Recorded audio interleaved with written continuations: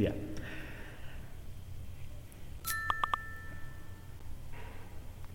So before beginning, I would like to discuss with you the art of doing one thing at a time. So this is my understanding, what I have learned so far while working into the open source space. Uh,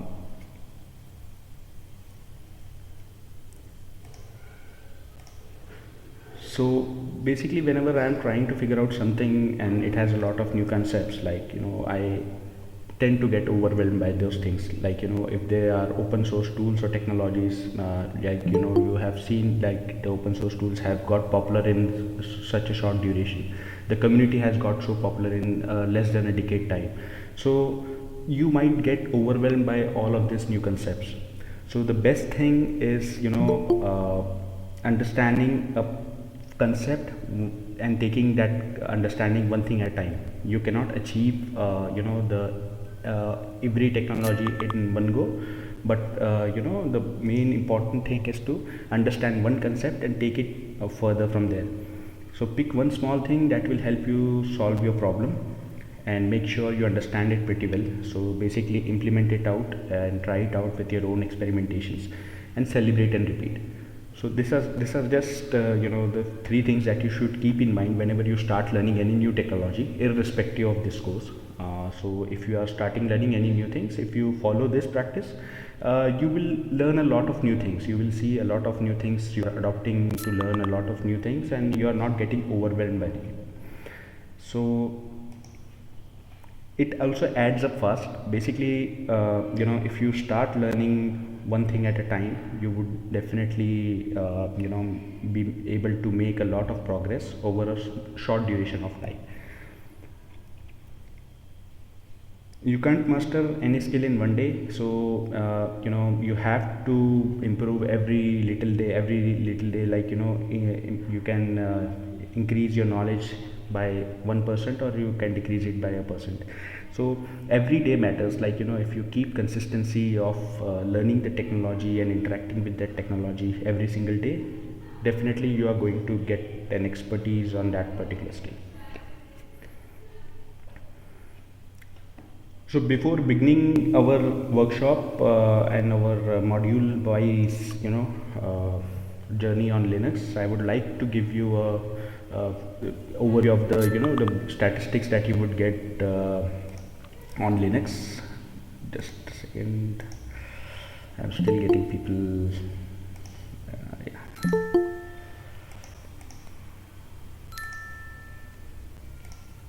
Hi, Mohsin here.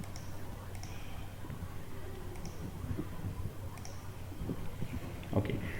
So before beginning this workshop, let me take you quickly over through some of the mind-blowing Linux statistics. So it is the largest open source project in 2018. There were more than 20 million lines of Linux kernel code. Uh, 2019, you get to know like 100% of the world's supercomputers run on Linux operating system, and out of the 25% websites in the world, only two aren't using Linux. So basically everything runs on Linux. Only a few operating systems other than Linux are hosting the web content. 90% of all the public cloud infrastructure operates on Linux. This public cloud infrastructure is basically comprised of companies like Amazon Web Services, Azure Cloud, Microsoft's Azure, and then Google's GCP. Even after using Linux onto the operating system space, Linux is also dominating the world of mobile operating system with a market share of 75%. Every major space program includes the use of Linux. That includes basically SpaceX, the popular SpaceX by Elon Musk, and then their software all runs on Linux, and the language choice is basically C++. So continuing with the facts, governments are also using Linux operating system, and if you see, like China has their own Linux operating system called as Ubuntu Kylin. Similarly, with the government, Turkish government has their own distribution of Linux, Pardus, and Russian government using Astra Linux.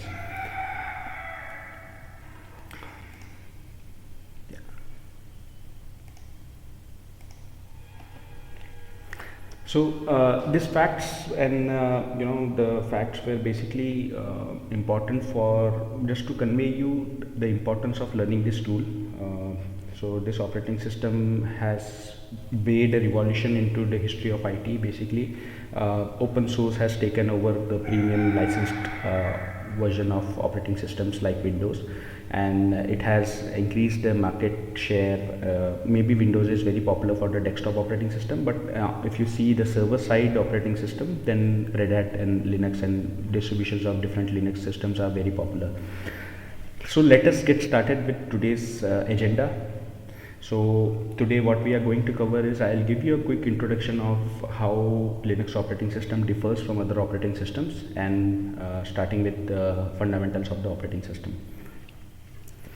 So what is an operating system? So an OS is a system software, and it is defined as an organized collection of software consisting of procedures for operating a computer. And operating system provides you with an environment of execution of programs. So an operating system is basically required for you to interact with your hardware, and this operating system also contains a lot of applications which makes the task of the user easier. And this is a general understanding that everyone will have as of now. You also get a taste of the operating system in your college time, you have you get an overview of what operating system is during your college days, and this is a fundamental definition of an operating system. So this is very important concept in an operating system to understand. The operating system interacts with the user in two different ways. So always the interaction of an operating system to the user is classified into one of these two ways. The operating system commands. So it enables the user to interact directly with the operating system. So this is a direct interaction of you with the operating system without any use of application. So you issue commands to the operating system. The operating system uses system calls and executes your task. And the second is operating system calls. They also provide you with a running program. So if you interact with an operating system with an application, that is also another way of interacting with an OS. And you can use the commands as well as the system calls basically to interact with an operating system. So whenever you start any application, a Word application on an OS, Microsoft Word, so you would use that Word application basically to interact with the system calls of the operating system in the behind. So it is just an abstraction so that the tasks get convenient for the users. So Unix operating system basically is a multi-user and multitasking operating system. So what multi-user operating system is, basically you can have many users logged into a system simultaneously, and each user can have its own program running in that operating system. So this is basically a network based operating system. You can have multiple users using your operating system at one single point in time. Let me just check if someone else has joined. No. Yeah.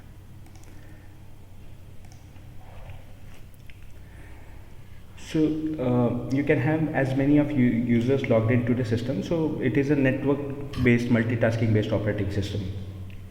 So it is the job of the kernel to segregate the process based on each of the users and the usage of the underlying resources. So each user has got his own identity in the system, and each user can use his own login to basically communicate to basically start a session with the operating system and use the underlying resources. So it is basically the kernel job to segregate each of the processes on the operating system. So going forward with the history, so just I'll take you with a quick overview of how Unix came into existence. So the first version of the Unix operating system was created in the year of 1969 at Bell Labs, and later it was written in 1973 mostly into C.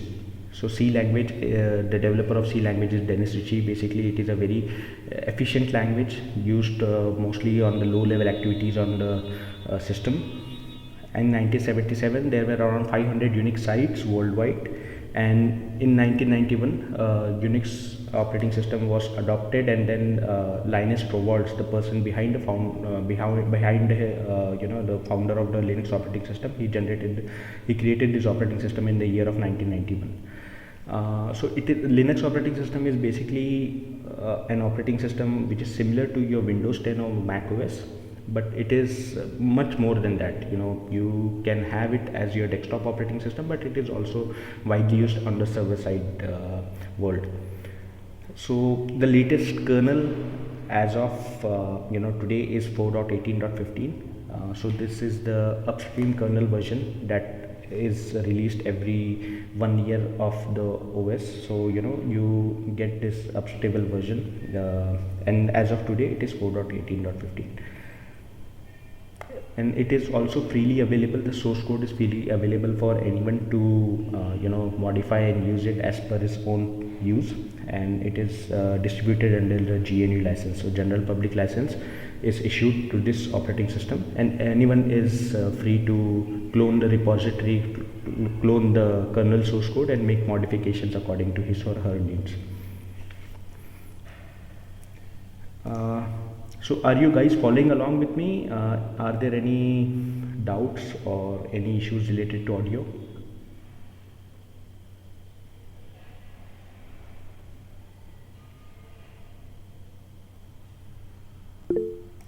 As of now, fine. All right, thank you so much.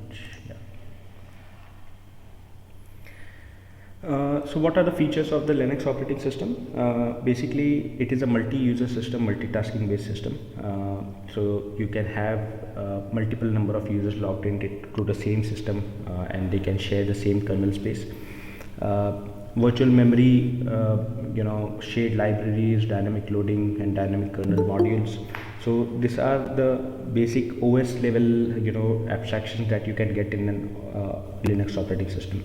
Linux is also widely used for networking. So TCP/IP based networking and SMP based support on the operating system is also provided, and it is an open source operating system. So where it is basically used. So basically the Linux operating system is very widely used in a numerous number of applications. Application areas include web serving, networking, databases, desktops, scientific computing, and the most widely used is web serving based application areas. So you can host your websites on the Linux OS. It can provide you with all the necessary softwares that is required for hosting your web applications, and it is also very widely used in networking areas, even on the networking devices like switches and routers. The operating system deployed on those switches and routers of different vendors like Cisco, Juniper, they are also derived out of Linux operating system. So it has a wide variety of use cases. So if you have experience of operating Linux, then you can even interact with the networking devices. Although the interaction way may differ, but the fundamentals are the same. Also, smartphones is also one area where Linux is very widely used. So your Android phone is a form of Linux basically, which is very widely adopted in the world.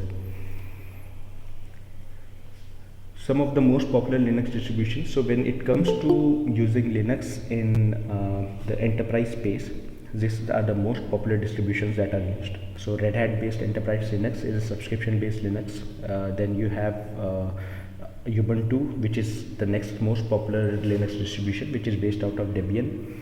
SUSE operating system, OpenSUSE, and Linux Mint. So also there are millions of distributions available.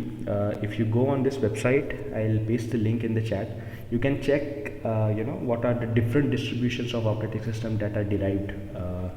So if you see, it has n number of operating system. You can check this website. You will get to know what are the different distributions of operating system and how they are being used.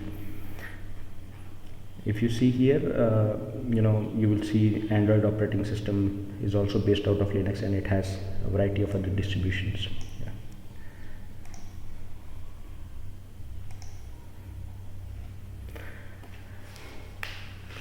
So before going further, let us take a quick recap. So a kernel is basically a core part of an operating system, and in operating system in the Linux OS, this is the kernel that Linus Torvalds actually wrote.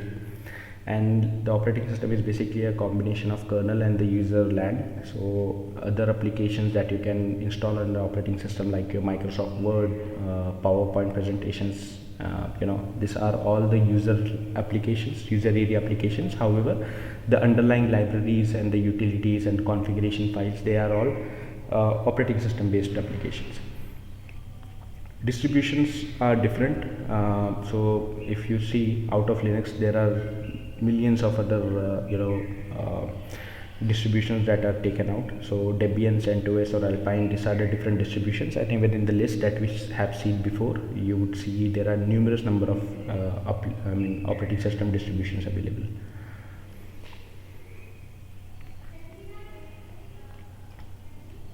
So let us go forward with understanding the architecture of the operating system. So if you see here, this is the fundamental design of an operating system, whether it be Windows or Linux or any other OS. So if you see, this is the main part of the operating system. So this is the hardware on which you install your kernel. So this kernel, in Linux, Linus Torvalds has written this kernel basically. So it interacts with your hardware with the help of system calls. Okay, so kernel is the most fundamental and the most, you can say it as a heart of the operating system. So if you have the kernel, you can interact with the operating system's hardware basically with the help of system calls. On the kernel you get all of the other utilities. Basically these are the utilities which the user interacts with, and these utilities provide an interface to the kernel and the system hardware. So user can take use of any of these utilities and interact with the system hardware, and this is the outer space on which the user basically communicates with the system. So user issues command to the operating system with the help of this interface, that is your shell. So once you have your shell to the operating system, you can issue commands and get your work done with the help of your kernel interpreting those system calls.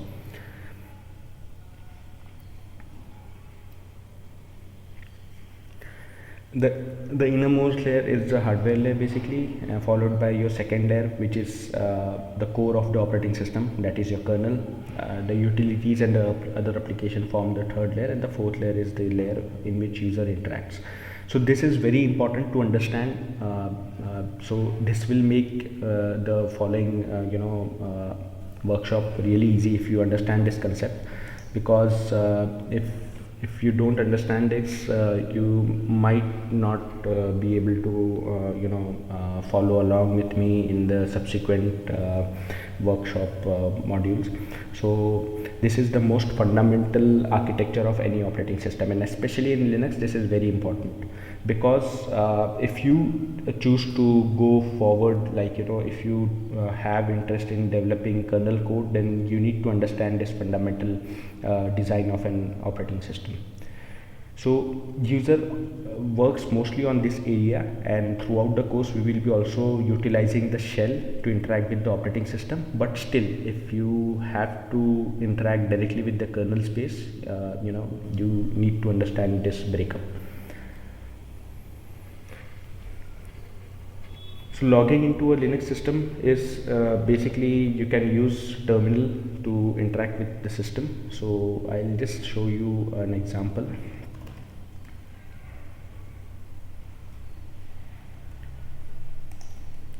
So if you see here, just give me a second. Yeah.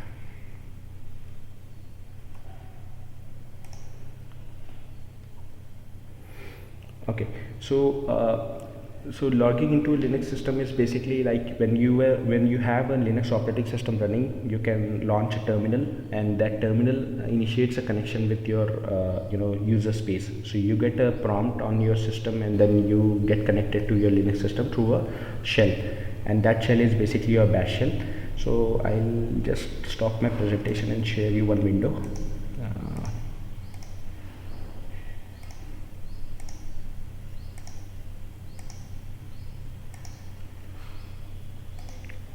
Yeah. So this is a shell environment. So on my laptop here, I have a Linux operating system deployed basically, and this is a shell environment. So this is the shell environment that user would get whenever he wants to interact with the operating system. Although I have other applications installed on this system, like I have an Office reader, PDF reader, and other few applications installed on this operating system, but those are applications which user can interact with those applications through the underlying operating system. But this is the shell area that I was talking about in the architecture slide. So on this shell, user can basically issue commands and he can get output in the shell itself. Okay, so a TTY is created for user who is logging into the terminal basically. So this is a basically the address of your terminal. Okay,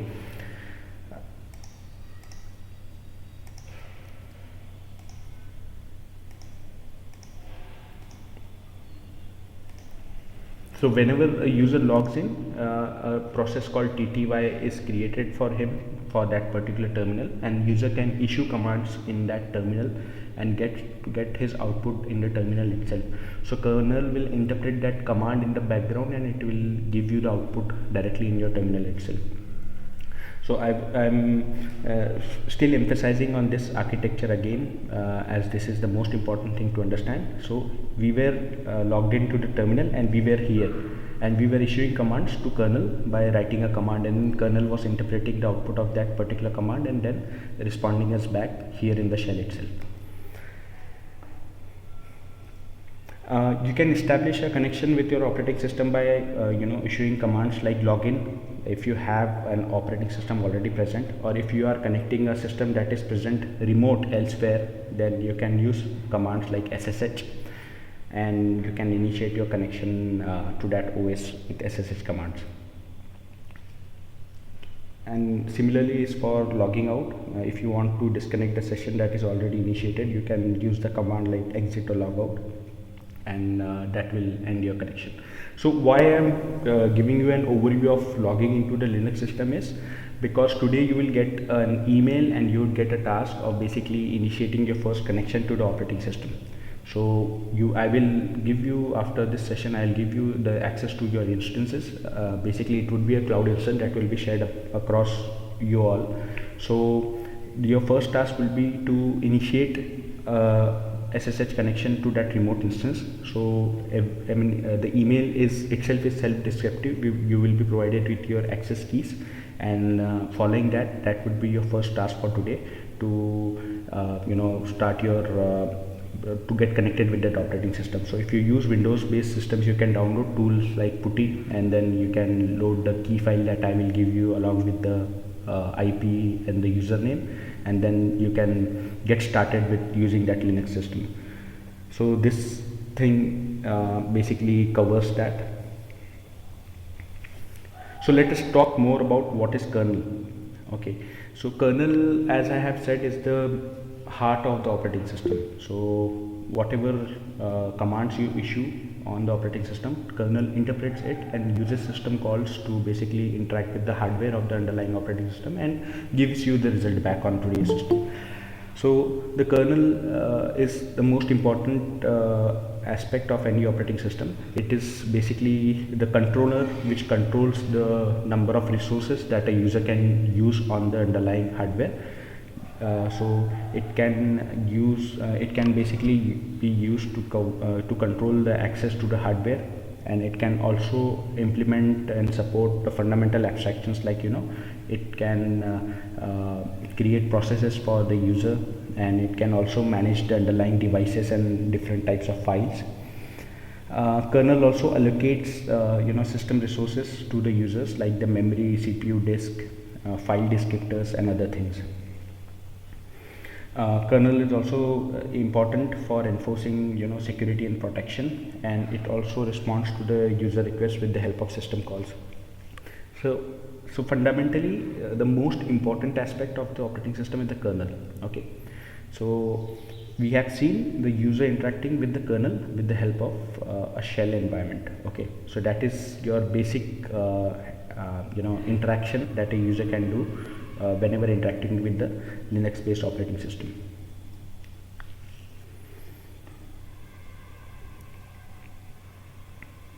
Yeah. So just before going further, do you have any queries? Okay. Yeah, Putty is a tool. I have a few queries here, so I'll cover those. Putty is a tool basically which can be used to connect to the remote system. I'll follow up with you, like, I'll send you an email after this session in which you will get detail of how you can use Putty to connect with the remote systems. Here is another interesting question: what's the use of the kernel? So kernel basically it is used for providing resources to the users. Kernel is used for providing resources to the user, like CPU, memory, disk space, and other things. And it is the fundamental part of any operating system. So you would get a kernel in Mac operating system, in Windows based operating system, in Linux based operating system. Like every operating system has a kernel, and this kernel controls all the underlying hardware. So that is the most fundamental part of any operating system basically.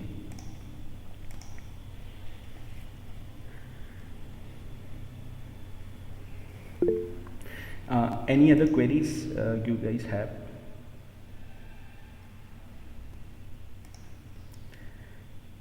Yes, sure. I will be sharing you with the slides after the workshop is completed. Yeah. Any queries or you guys are following along with me?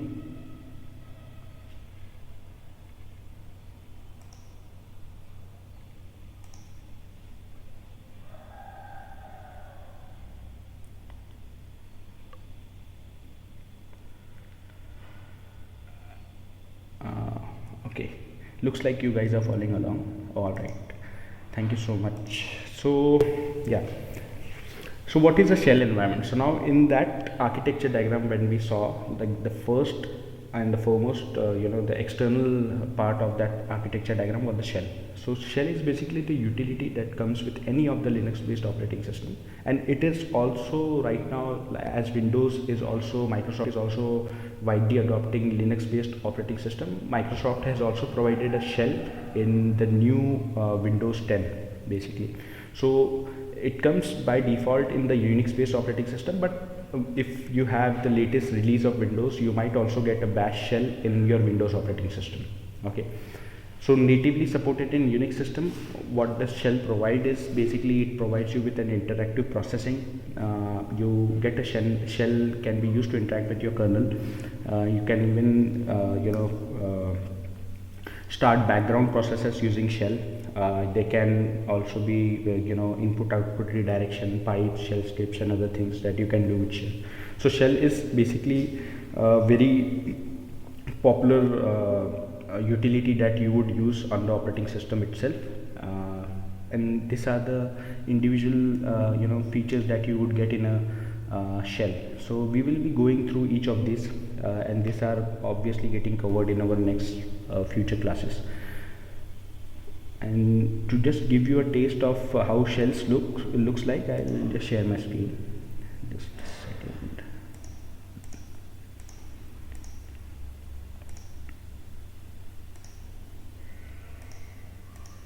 Yeah, so this is the shell environment. So this is the terminal shell environment that I have. So here I can issue commands, and these commands will be interpreted by the kernel, and it will give me a response back on my screen. Okay, so if you see, this is the user basically that is using this shell.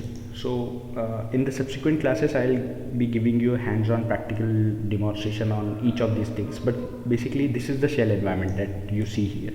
Whatever commands I will type, it will be interpreted by the kernel, and if there is a command by the name that I am typing, it will execute that command, and the output will be pasted in the shell itself. If there is no command like that and kernel is not able to interpret that command, and it will give you an error like command not found. Okay, so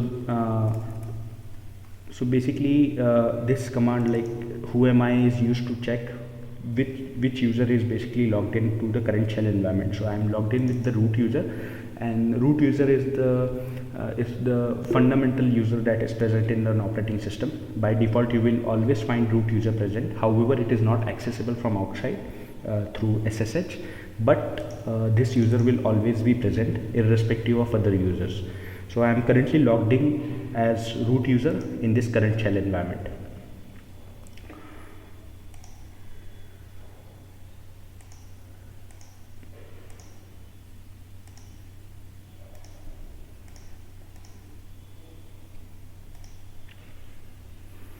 So whatever I was typing on the shell environment, it was basically interpreted by the kernel, and kernel was checking whether that particular word or the sentence that I was typing was present as a command in the operating system, and if that was present, it was executing that command.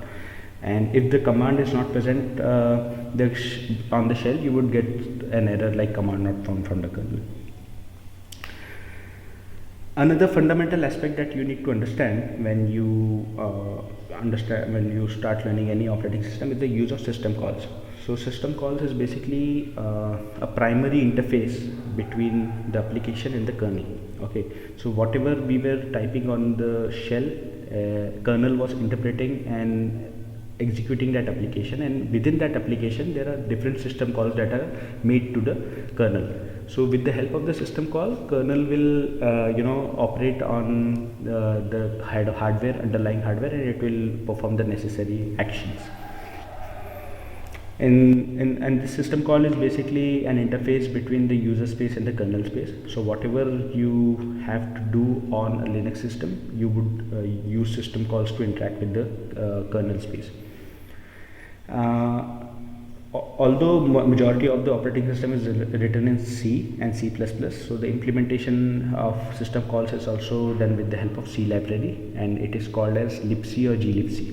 Okay, so this library provides as a wrapper for your system calls. So if you inspect your operating system packages, you would always find glibc or libc installed by default. So this package is basically required whenever you have to interact with your kernel.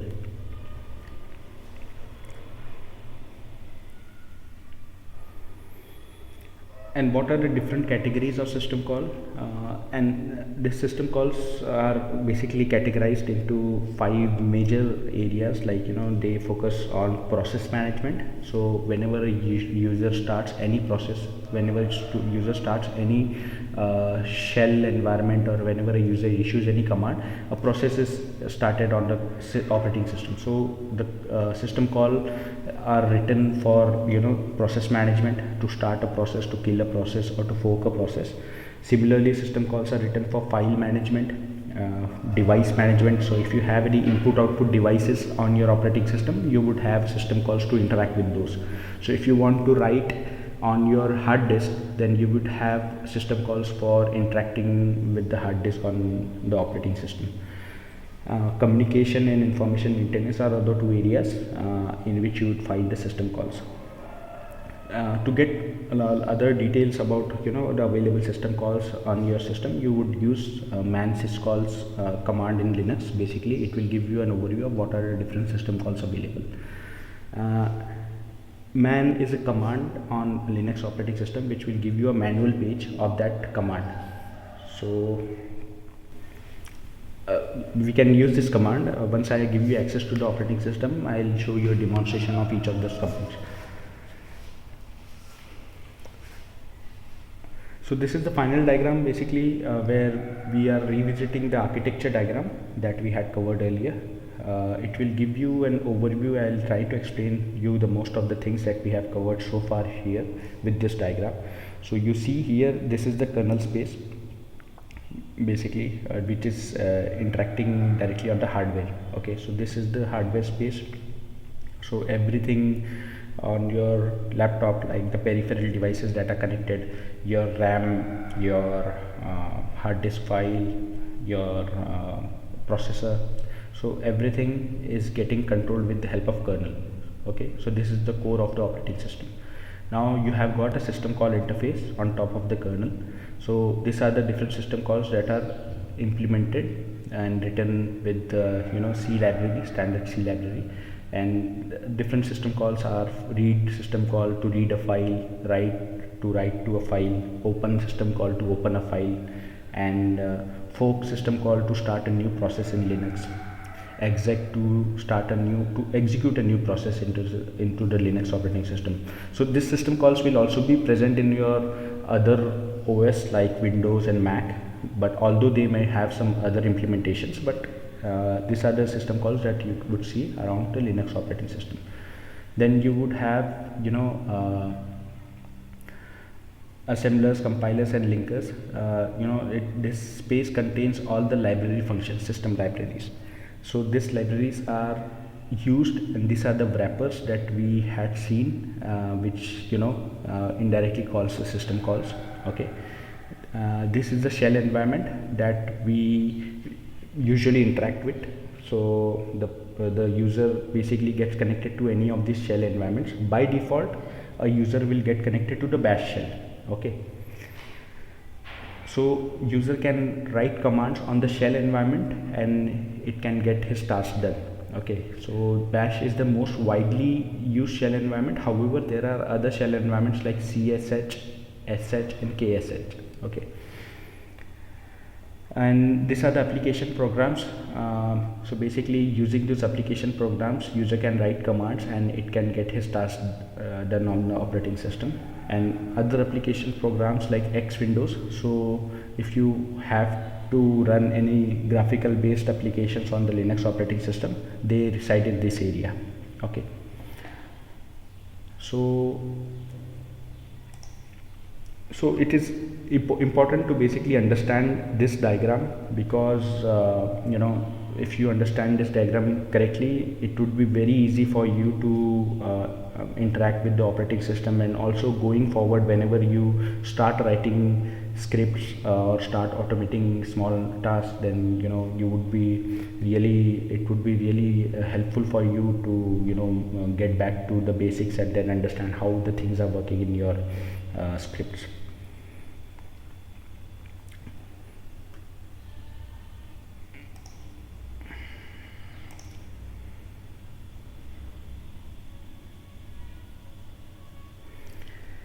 Yeah, so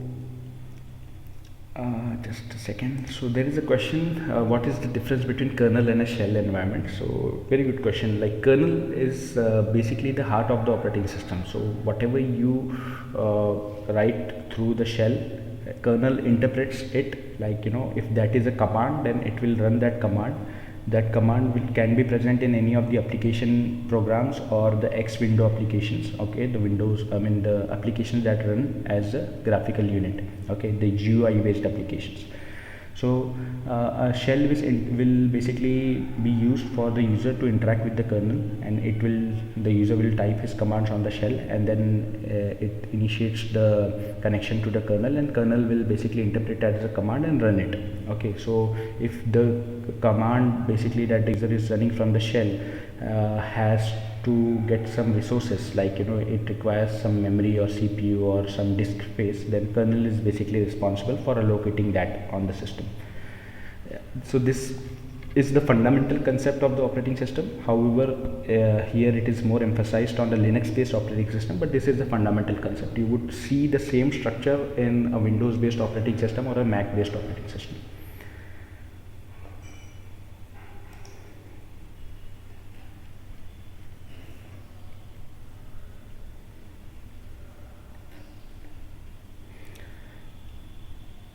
Yeah, in which layer would dependency of an application be located? It is actually located in this space, the space where you define your libraries and other functions. So these are the GCC libraries, and here you would get all of your other dependencies like assembler, compilers.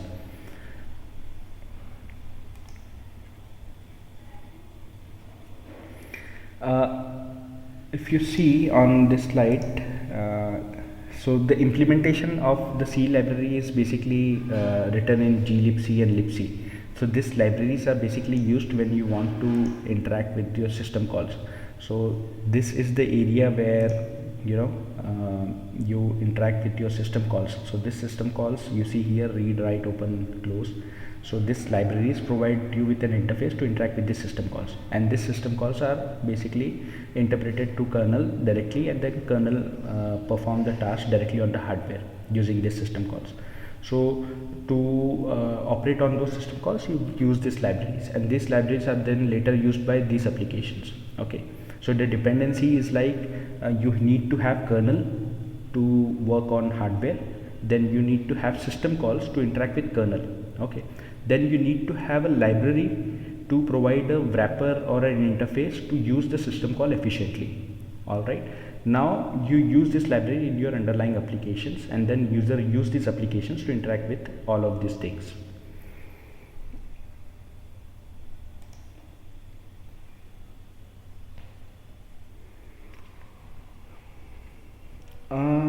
Interpretation and wrapper. So wrapper is basically something that you would write over an existing functionality to make your task more easy. So you can even use the raw system calls that are present here, but this wrapper provides you with more control over those system calls. So this wrapper is basically the glibc and libc wrapper that you would use in this section of system libraries, which will eventually be used by the application programs.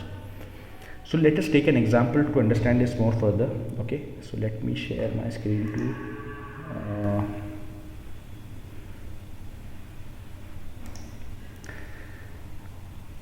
Just let me share my screen. Okay, so what let us do, let us inspect some system calls on the live system. Okay, so I am connected with my Linux system with this shell environment. Okay, so let us go to temporary directory. Let me create a file, or let me open a file. Let me create a file as touch new. So I am creating a blank file here. Okay, and this is the name of the file, new. Okay, so this is the new file that I have created on my system with the help of a command. Now let me open that file, trace cat of new. So I'll explain you everything step by step. So trace is basically a utility in the Linux system. You would get this utility to inspect the system calls that the system is making. Okay, so what command I have issued here is cat new. So cat is a command that is used for viewing the contents of the file. Okay, so if you have to inspect any file, and if you want to open the file in your current shell environment, you would use cat command. New is the file that I had created in the previous step. So with trace, I am just inspecting what all system calls this command is going to this command is going to execute on the system. So if you see here, if we inspect this, you would see there is a system call called read.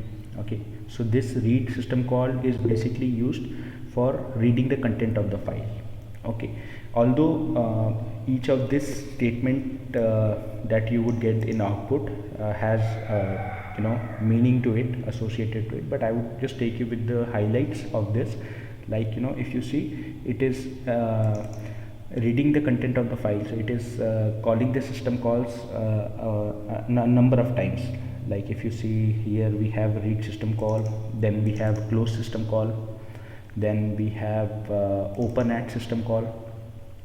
So these are the different system calls that the kernel is doing in the background, and with the help of this application cat. And these are the arguments that are provided to trace. Okay, so these are just the arguments. So here, if you see, this is the system calls that we are basically executing when we are running this command. And if you see, these are the system calls that we are basically executing with the help of the commands that are provided in the application area.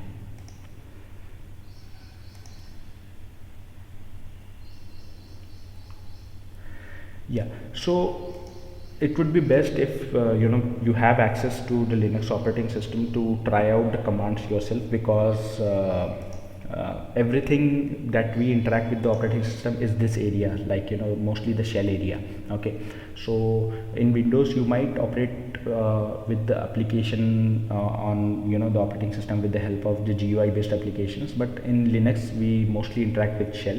So it is best if we have access to shell environment and we can try out command ourselves, and each of the command has its own meaning and objective. So strace is basically a system call that we use for instructing the system call. So let me explain you what strace is. Strace, yeah. So strace is basically used to trace the system calls and signals. So here if you see in the above example that we saw, like these are the different system calls that were called as a part of running our above command cat neo. So I hope this is making sense to you. If not, this is new for you, and if it is really tough for you to get started with these things, then I would highly encourage you to try out the command yourselves. And also I'll be providing you with access to the Linux system. Today you would get an email with the necessary access keys and the other details to connect with your Linux system, and that would be your first task, basically to connect into the system by SSH. So if you have any queries, I can take up the queries, and then we have already reached the time for today's session. And if you have any queries, I can take up the queries right now.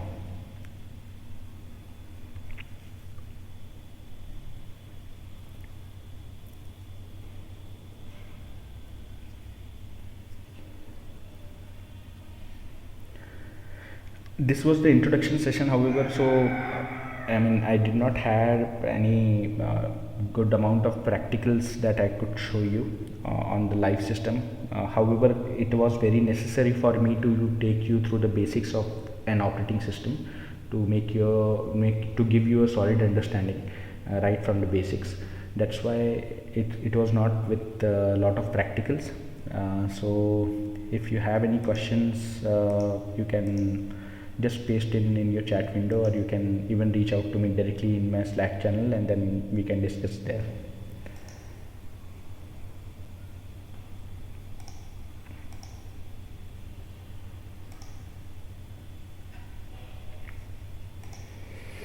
Yeah, thank you so much. Indeed, going forward you would understand all of these things. I would revisit the module 1 in subsequent classes, so that you get a revisit on the concepts that we have studied today. Few things may have made sense to you, and few things may have not, but yeah. Any questions? So I'm going to provide you with an instance on Oracle Cloud. I have Oracle Cloud subscription with me, so I will provide you with an instance on Oracle Cloud. Oh, thank you so much. I will take that as a compliment. All right, so let us sign off for today. I'll share you the access details to your cloud instance. Okay, feel free to try out commands all by yourself, and it is necessary for us to basically have instance access. So even if you have a Linux operating system, I will still provide you with the access, so that you don't have any excuse or anything. Okay, so you would get an access to the instance. You can check an email from me in the next few hours. Okay, if it will have an attachment of the key file, so the email might get into spam folder, so please check the spam folder as well, because you would get an email with the key file attached to it. Okay, and that would be your first task to getting connected to the cloud instance that I will be providing you. So you would use commands like SSH and PuTTY to initiate your connection to the instance, and that would be your first task for today. From tomorrow we would be using that instance. You can follow along with me by creating a shell environment, by creating a PuTTY session to your system, and then you can follow along with me, or I will be obviously demonstrating you with my shell environment. Okay, so if you have any questions, any doubts, or any suggestions to give, you can reach out to me directly in the Slack channel.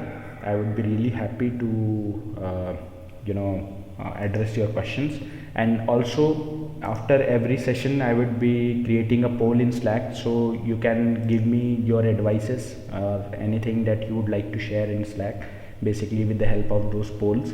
And it would also help me to restructure my course.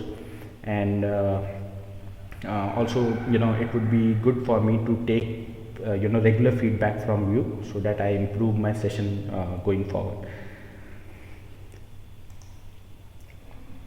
All right, thank you so much, guys. I really enjoyed the first class with you all, and I'm looking forward to see you tomorrow. All right, thank you so much. Bye bye.